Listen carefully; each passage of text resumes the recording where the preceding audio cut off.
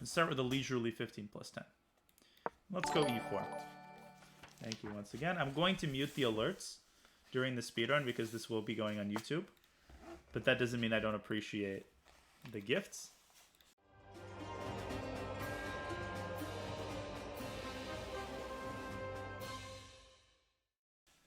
Okay, so what opening shall we play? We can play an Italian. We can play Rai Lopez.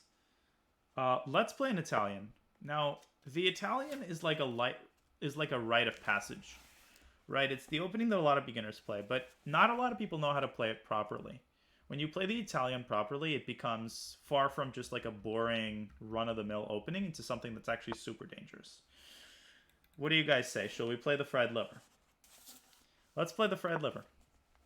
Now, this is the fried liver. As you guys know, I've shown many times. Okay, bishop c5 is the Traxler. Okay, listen up, guys. The Traxler, developed by Czech player Karel Traxler, as I explained to Charlie. The whole idea here is that knight takes f7, to the untrained eye, looks like it wins the game. You guys might be looking at this, those of you who don't play e4. Wait a minute, knight f7, that forks the queen and the rook. What am I missing here? Queen has to move. We take the rook, I'm up a full rook. Okay, maybe he wins the knight in the end, but still, it would be up in exchange. But there is a detail. And the key detail to understand is that after knight f7, black has a crazy counter sacrifice. Bishop takes f2 check. And one second, I'm writing down the game label. Straw man with whites, so Traxler. And after the game, I will explain how exactly this line sort of works. Now, how should we react to the Traxler? White's best move here is actually super anticlimactic. What can we do except knight takes f7? Is there an alternative that maybe is not so sexy on the surface, but also seems pretty good? And doesn't allow bishop takes f2. Yeah, bishop f7. We just take with the bishop. Obviously, he can't take on f2. He's in check. So we simply take with the bishop. And then we make another very anticlimactic move. Now, if we were to simply develop, notice that the bishop is a type 2 undefended piece. He would play h6. He would chase the knight away. We'd be in trouble. So what do we do to avoid trouble? Yeah, bishop e3. We bring the bishop onto a defended square. He goes king back to e8. Now, obviously, again, knight f7 would basically transpose into the Traxler. So we just castle. We're up a pawn. We've killed his castling rights. And there isn't a single shred of attacking chances for black now that we've castled. And now we're just going to play d3, cement the pawn. And now we are threatening knight f7 again. Key piece of advice. Just because a move doesn't work in one position doesn't mean you need to bury that move entirely. Tons of blunders happen because of this at every level. Knight f7 doesn't work in one position. Okay, I would not resign if I were you, because I don't mean to preach, but it is a chance to learn. So even if you feel like you're losing, unless you're completely losing, feel free to continue. I won't judge you. But I do suppose this gives me a chance to show the Traxler, which I myself don't know that well. But bishop takes f2 is the key idea. Maybe somebody more knowledgeable in the Traxler can help me out. Now, the idea is a simple, decoy sacrifice, right? No, actually not a decoy sacrifice. It, draws the king to f2. You're luring the king. And now knight takes c4 comes in. And again, it might not seem like black has very much. But after one of these moves, all of a sudden, black is threatening checkmate.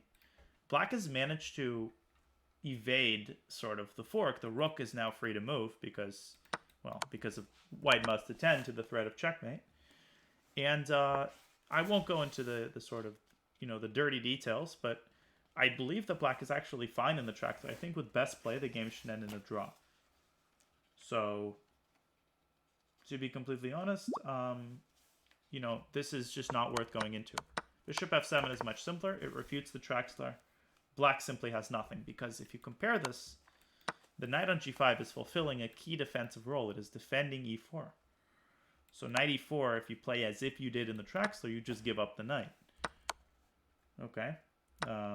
Now, the best response to the fried liver, in my opinion, you should play sound openings, even if the trappy opening is very tempting, and that is the move d5.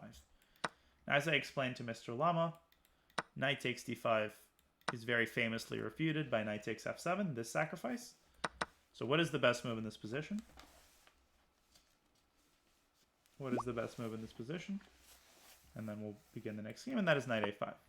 You move the knight away, and this is also a very well-known line. Black actually does sacrifice a pawn. This is a gambit. You can think of this as a gambit. And in return for the gambit, black gets a very big initiative. He starts pushing white's pieces around. He's got a big center. And this gets very, very complicated. So again, the emphasis of the speedrun games is not on the opening. That's a little bit of an overview. Again, in this position, I would say that black is much, much worse. Black is not losing. After rook f8, I can't fork him. So black is quote-unquote only down a pawn. Of course, he can't castle. It's kind of miserable. But nonetheless, try to continue playing. Try to be resilient. Any questions? How do you play if white goes queen f3? In which position? Can you be more specific? In which position, AK?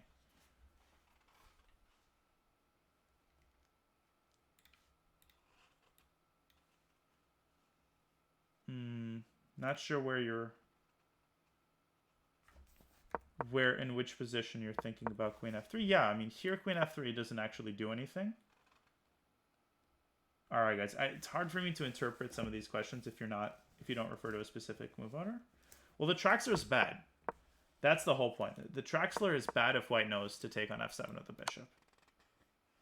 So what I'm saying is, if you want to play this soundly, you should play d5. The Traxler relies on white taking on f7 with the knight, which a lot of people will do automatically. So the question, in the end, well, queen f3 isn't actually threatening anything. It's actually walking into an x-ray.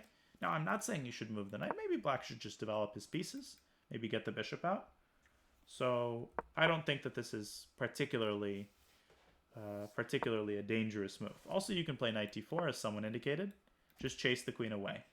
That's actually a very typical response to queen f3 in the opening, is knight to d4 or knight to d5. Okay. Who is Vil Hayes? Vil Hayes, can you announce yourself in the chat? 1658. Vil Hayes. Okay, let's play Vil Hayes. All right, let's play e4 again. This one is a 10-minute game. 10 plus 5. Let's continue. And what opening have I been playing against the Sicilian pretty consistently? And I will continue to do that. Because what I want to do is emphasize, and I know this might be boring to some of you. I know you want to see a lot of different openings. Trust me, I know that. But the point of the speedrun, and I will eventually branch out, but I really want to take a couple of key concepts and really work on them. And it's more conducive, I think, to play a relatively narrow set of openings in order to do that. Because, again, the focus isn't really on openings. Maybe it will be one day. Okay, so d5 is correct.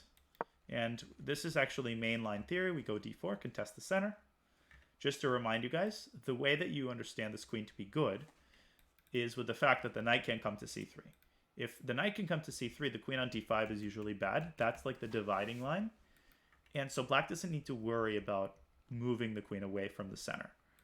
Black's best move is simply to develop the knight and put pressure on the pawn. But in this context, you can also understand why this move is actually inaccurate. Who can explain to me why this move is inaccurate in the context of what I just said? Yeah, that's exactly right, King Sack. I mean, easy question. Yeah, so it opens up the c3 square for the knight, which makes the queen a lot less stable. Right? So this, and I talk about this a lot. At this level, 1600, a lot of players have the tendency to release the tension, by which I mean if there is a trade, they'll go for the trade. If there is a capture, you'll go for the capture. You want clarity in the position, which is completely understandable. That's like it's human nature. But sometimes you have to resist the temptation to clarify the position because you give your opponent certain advantages that you had no need to give him. Now, it might not immediately appear to be bad because of this move, but here white has a very nice trick. And that trick is to play bishop to e2. Now, you might look at this and say, wait a minute. He can just take the pawn, and then he can take the knight and then take the pawn. And black wins a pawn. Who can tell me why, and maybe he'll do this, I don't think so. Why is this not representative of the whole story? because the queen is then a type 2 undefended piece. It's protected only by the knight. And guess what? That bishop, which just appeared on f3, can take the knight with check and win the queen. I'll show you guys a game that I played in a different opening where I did just that. Okay, now we reap the fruits of our newfound ability to develop the knight to c3, dislodging the queen from d5. Now, black actually, yeah, so this may look fancy, but it's not actually that good, because here's the thing. What should white do here? Should we go bishop d2 to get rid of the pin? Or is there a more harmonious way to get rid of the pin? Yeah, we should just castle, right? Bishop d2 is a very passive move. There's no need to play it. And here's the thing. He can take on c3 and maintain his queen on d5. But the medicine is almost worse than the cure. Because if we consider the implications of this trade, let's reason logically. What does white get as a consequence of this trade, assuming that he does take on c3? There's a couple of things that he gives me if he takes the knight, which are all in white's favor. Well, the first is the central pawns, right? We no longer have an isolated pawn. It's now protected by its neighbor. We get the two bishops. We get the b file. We get the ability to develop this this dark squared bishop to a3.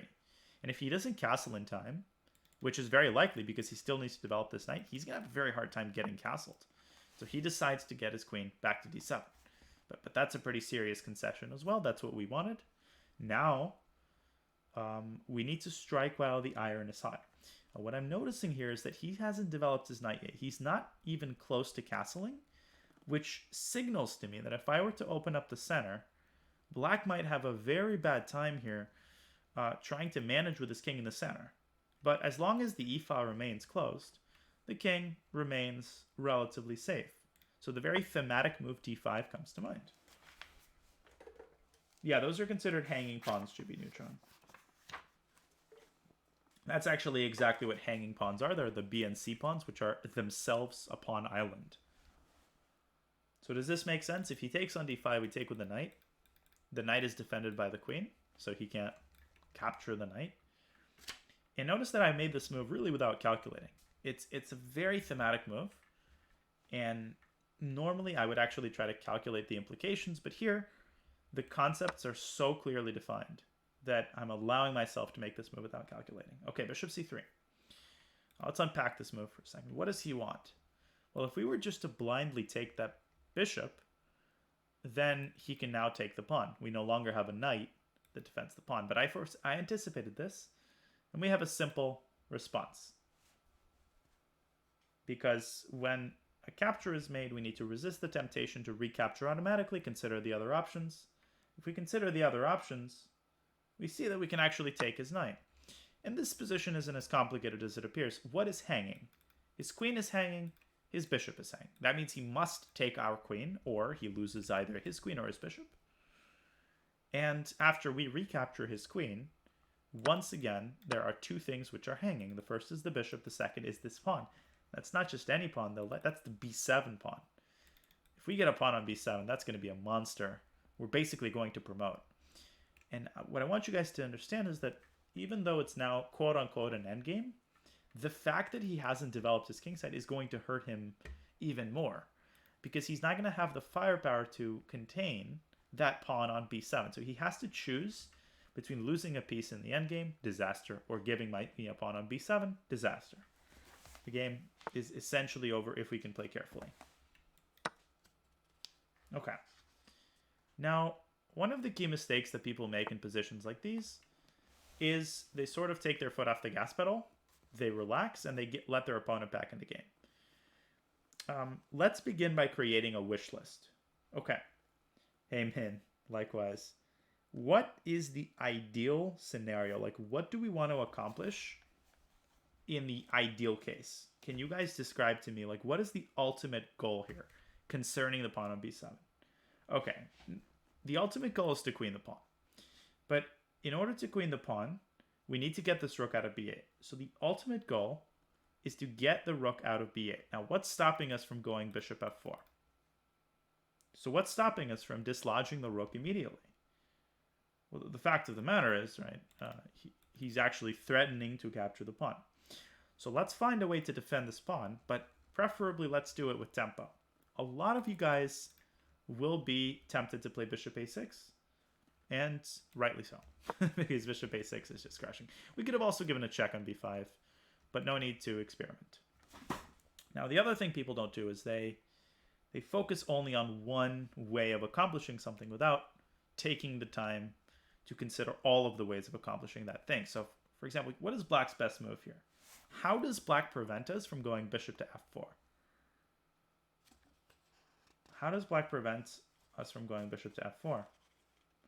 Well, e5 is, yeah, so e5 is one possibility, but bishop c7 seems to be the most robust. And after bishop c7, there's no point in despairing, we can't get our bishop to f4. What can we do? Okay, he allows bishop f4. This just wins on the spot. What could we have done? Yeah, bishop e3. Min, you're a pretty good player. But I'll show that after the game.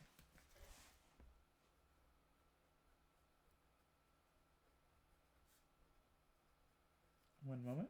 I'm writing something down. This is over. He has to move his rook. Then we promote the pawn. Oh yeah, this move.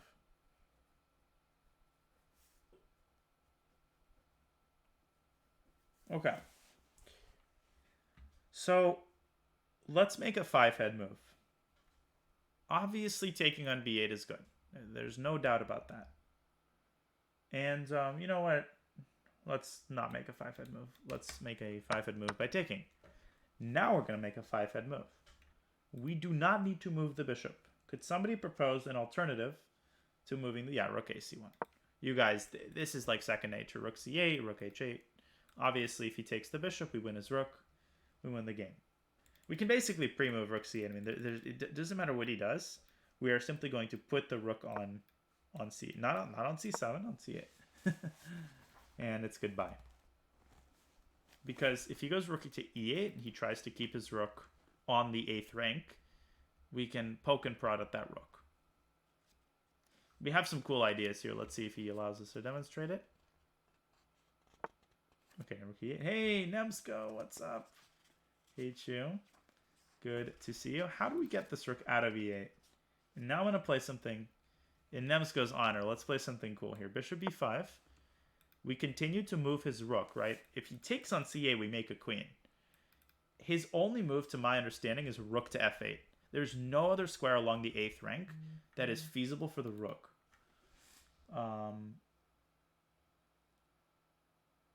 So if he goes rook to d8, then we take... Okay, and now we have a really cool move. Eric gifting us up to Slizzle C. Rook d7, beautiful. Rook d7 check. We force the knight out of there. And now, finally, the red carpet has been unrolled. The pawn is going to promote. If he takes the bishop, we can actually take the rook first. We don't need to promote and let him take. The game is over. Resign time. Yeah, that was a nice game. And he's doing whatever I'm saying. No, I mean, the game is over. It's okay. I mean, I trust that most people are honorable. But it doesn't matter because it's over. He cannot stop my pawn from promoting. Good game. Okay.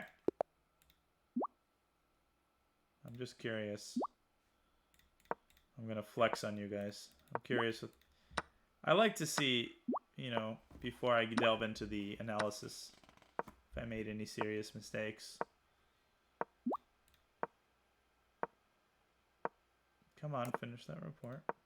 Nice.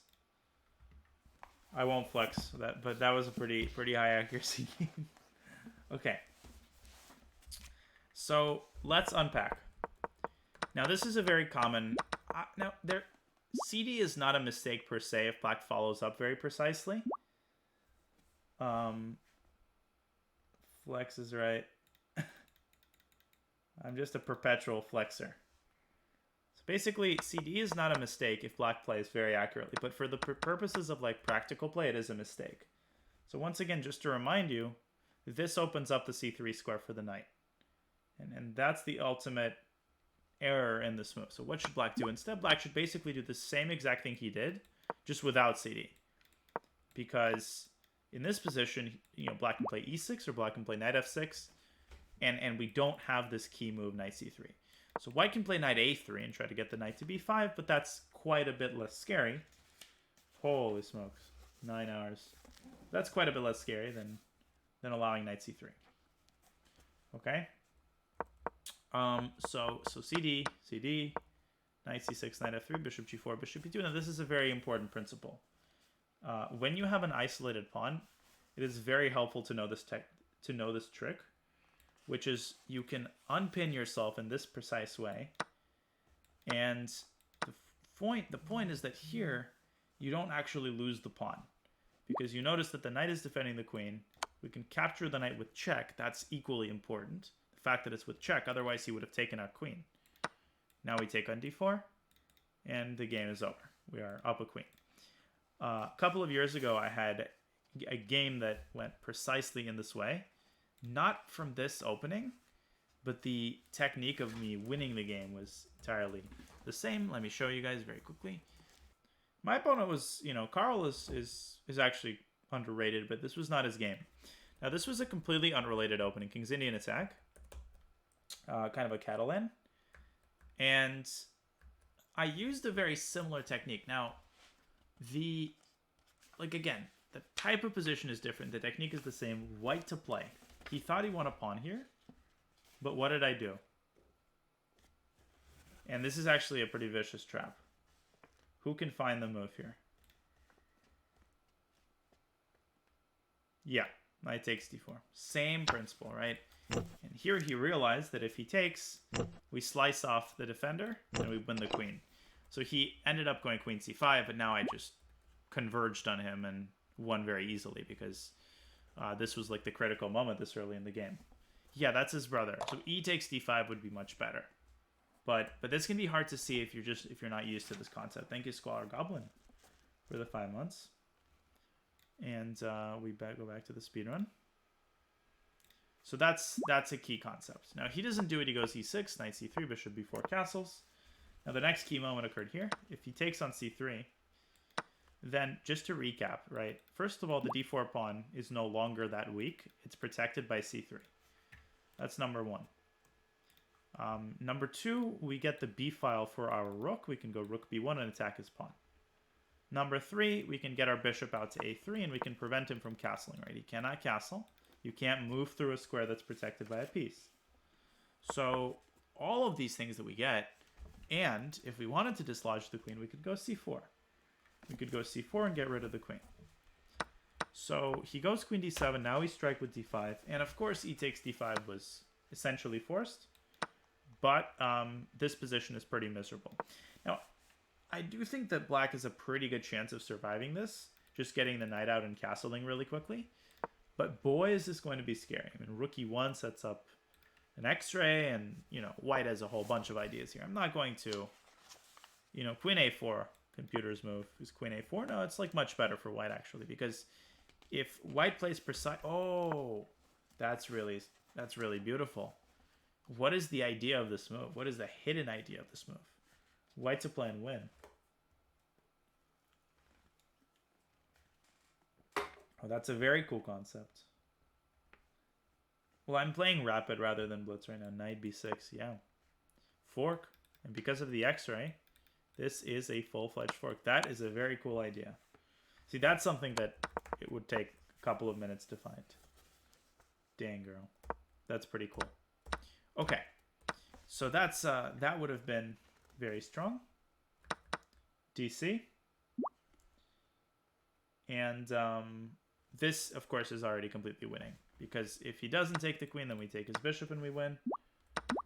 And if he does, then CB, bishop a6, defending the pawn, preparing bishop f4. The one key thing was after bishop c7, we go bishop out to e3. And now we are basically targeting two different things at once. So he just cannot hold everything together. He either has to allow bishop takes a7 or allow bishop f4. Okay. So the game is over after bishop f4. We go bishop b8, rook c1, get the rook into the game, and basically get rid of the knight forcibly. Because if he moves his king, he loses the rook. So now the game is over because if he takes, then we take the rook. If he doesn't take, we promote the pawn with a queen. If he goes bishop c7, then we just take on c7. Okay, Aidan says, what if f6? Again, you guys will have to be specific because I go relatively fast. So at which point? At which point can you go f6, c5? You mean in the opening? If you can be a little bit more specific, please.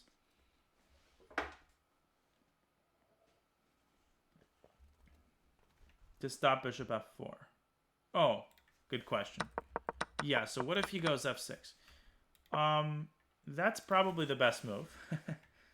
But it's not going to help in the grand scheme of things. One thing that white can do in the name of flexibility is we can go bishop e3.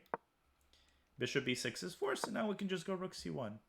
I mean, look at the position. You know, white doesn't even need to go bishop f4. You can play this in a very simple fashion and just say, all right, I'm just going to activate my pieces. So first of all, you could give this check on c8. And here's one very nice idea. If you take on c8, then at the end of the day, white's going to be up a piece, right? So the king must move aside. Now, which rook should we take? Just intuitively. And we can take either rook, it doesn't matter. But just from a purely logical perspective, which rook should we take? So we can take the h rook, right, exactly, because we want to move the rook away from its blockade of the pawn. And now who can find the key winning idea? Because without this idea, black actually kind of holds on for the time being. Of course, white is winning anyway. But the key idea is to find a way to intercept the rook's control of the b8 square. This is what can be troublesome. Now, bishop f4 meets with d5. That was the idea of f6. Rook d7 is good, but I'm looking very specifically for this idea. Ryan has found it. Ryan L. is Boyd. Yeah, a lot of people want to go here, but I would argue that while this is a good move as a standalone move, you're not actually preparing to promote. So the move is rook c1. And the idea is to go rook c8. And notice that the bishop and the pawn are both actually contesting the same square. That c8 square is the key to victory. It doesn't matter what black does. Black can have his rook here. Black can have his rook here. It doesn't matter. Because if knight takes c8, well, here we can actually... Oh, no, that's not what we do. We can make a queen. But the bottom line is we can just take. And a lot of people, what they miss is the fact that the bishop also controls c8. Remember the concept of the x-ray. If a bishop can control a square without physically controlling it for the time being. It's like recursion in computer science. I mean, I don't know what to compare it to help people see it better. But it's almost like you're,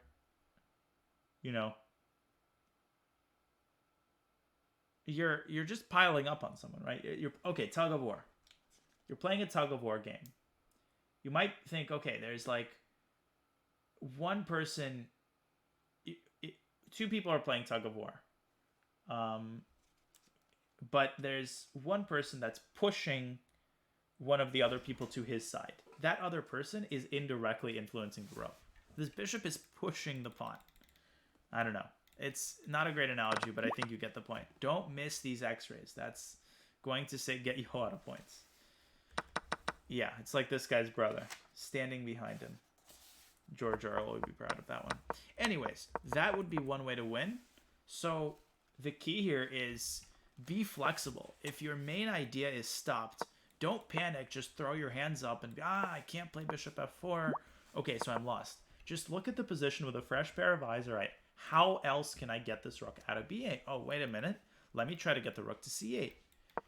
Okay, your opponent foils the first attempt.